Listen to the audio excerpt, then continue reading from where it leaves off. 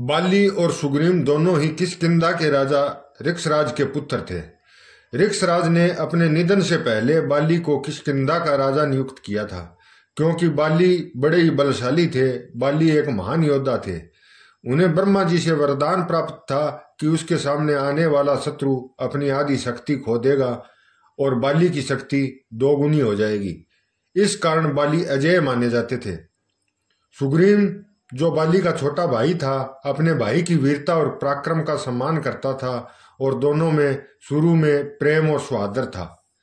बाली और सुग्रीव के रिश्ते में दरार तब पड़ी जब एक मायावी नामक राक्षस किष्किंधा पर हमला करता है।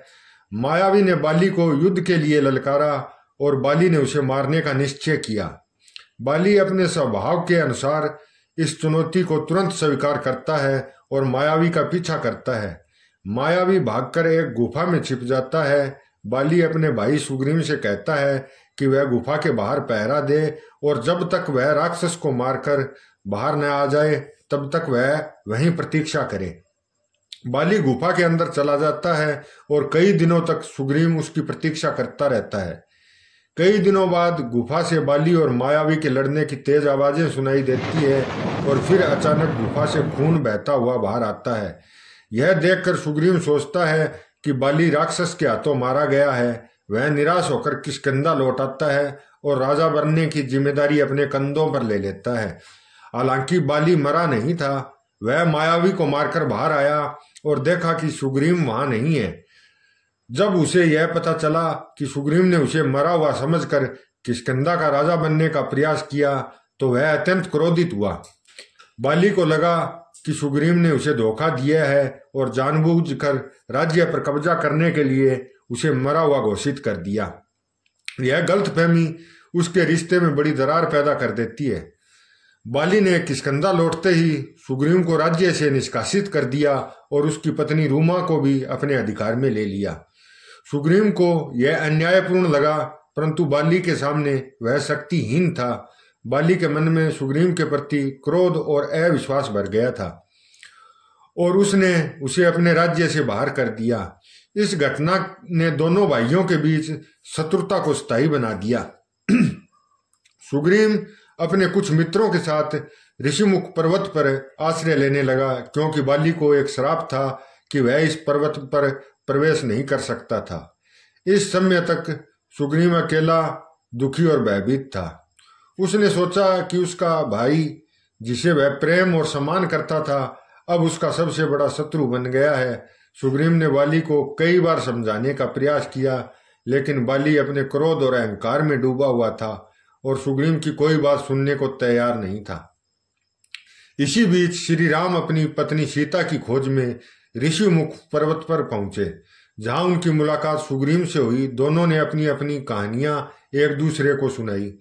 सुग्रीव ने श्री राम को बाली द्वारा दिए गए अन्याय के बारे में बताया और श्री राम ने सुग्रीव की मदद करने का वचन दिया।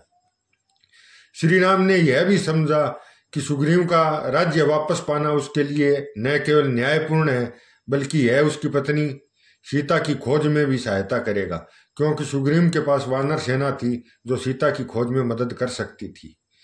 श्री राम ने सुग्रीव से बाली को युद्ध के लिए ललकारने के लिए कहा और इस योजना के तहत सुग्रीव ने बाली को फिर से युद्ध के लिए बुलाया। बाली ने बिना सोचे समझे सुग्रीव की चुनौती स्वीकार कर ली। दोनों भाइयों के बीच भयंकर युद्ध हुआ, लेकिन सुग्रीव बाली के सामने ज्यादा देर तक टिक नहीं सका। इस पर श्री राम ने सुग्रीव से कहा कि वह अपने और बाली के बीच के अंतर को स्पष्ट करने के लिए कुछ पहचान या निशान लगाए, क्योंकि दोनों भाइयों में काफी समानता थी। अगली बार जब सुग्रीव ने बाली को फिर से चुनौती दी, तब श्री राम ने छिपकर बाली पर तीर चलाया और उसे मार डाला। बाली ने मरते समय श्री राम से प्रश्न किया कि उन्होंने छिपकर एक पीठ पीछे हमला क्यों किया, जबकि वह सीधे युद्ध में उसका सामना कर सकते थे। श्री राम ने बाली को समझाया कि वह धर्म का पालन कर रहे हैं, क्योंकि बाली ने अपने भाई की पत्नी को छीन लिया था और उसे अन्यायपूर्वक राज्य से निष्कासित कर दिया था। इस प्रकार बाली का वध न केवल धर्म का पालन था, बल्कि सुग्रीव को उसका अधिकार वापस दिलाने का प्रयास भी था। बाली के वध के बाद सुग्रीव ने राज्याभिषेक हुआ और वह किष्किंधा का राजा बन गया। इस घटनाक्रम के बाद सुग्रीव ने श्री राम को वचन दिया कि वह अपनी वानर सेना के साथ सीता की खोज में उनकी सहायता करेगा। हालांकि सुग्रीव के मन में अपने भाई के प्रति सम्मान और प्रेम था और बाली के वध के बाद उसे अपने भाई की मृत्यु का गहरा दुख भी हुआ। सुग्रीव और बाली की कहानी दिखाती है कि कैसे गलतफहमी, शक और सत्ता की लालसा ने दो भाइयों के रिश्तों को नष्ट कर दिया। बाली जो एक पराक्रमी और वीर राजा था, अपने अहंकार और शक के कारण अपने भाई से दूर हो गया। दूसरी ओर सुग्रीव ने अपने भाई से प्रेम किया, लेकिन परिस्थितियों ने उसे अपने भाई का शत्रु बना दिया।